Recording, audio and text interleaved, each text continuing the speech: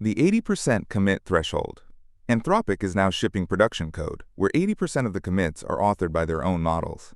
This is not a developer using an autocomplete tool. According to their June 2026 technical report, the Claude Mythos series is effectively building its own successor.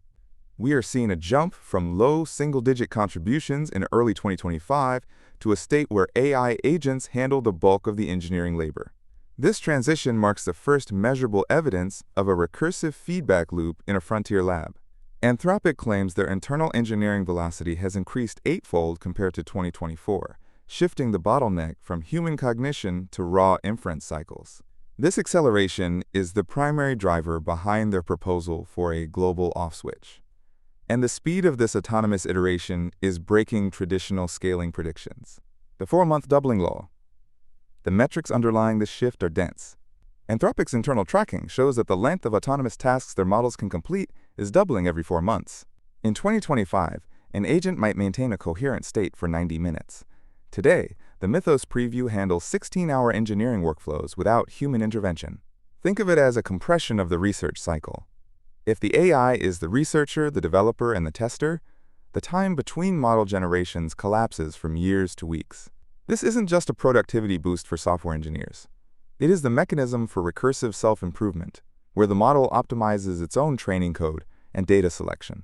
But as the iteration speed outpaces human review, the probability of invisible misalignments compounding across generations increases. This technical debt in safety is what leads us to the red line. The Verifiable Collective Slowdown. Anthropic is now calling for a coordinated pause, but the mechanics they are proposing are more rigid than a simple agreement. They are advocating for a verifiable mechanism where multiple labs agree to slam the brakes if specific capability thresholds are crossed.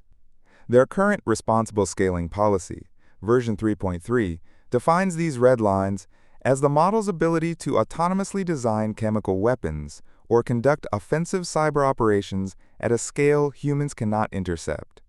The proposal argues that a unilateral pause by one lab is useless because the least cautious actor will simply capture the market. Instead, they want a global monitoring system that can verify compute usage and model capabilities across borders. This is an attempt to create an international non-proliferation treaty for compute. However, there is a massive gap between a safety proposal and a functional global protocol. Moats and military friction. We have to look at the friction this proposal is creating. While Anthropic pushes for safety pauses, they are simultaneously navigating a legal battle with the Pentagon. Documents suggest the Department of Defense is pressuring labs to remove these red lines for national security applications.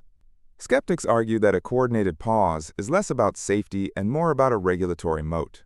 If the leading labs can legally mandate a slowdown, it effectively locks in their current lead and prevents smaller competitors or open-source projects from catching up. There is also the problem of verification. How do you prove a model hasn't reached a recursive threshold without giving an international body full access to your weights and training data? The University of Toronto's recent report on AI-enabled worms shows that safety risks are already leaking into the wild, regardless of what happens at the frontier. The verification crisis. The core implication of the coordinated pause is that recursive self-improvement is no longer a theoretical singularity, but a measurable engineering metric. Anthropic's data on 80% code authorship and 4-month task doubling suggests that the capability side of the equation has decoupled from the safety side. For builders and engineers, this means agentic workflows are no longer a feature, but the baseline for all future development.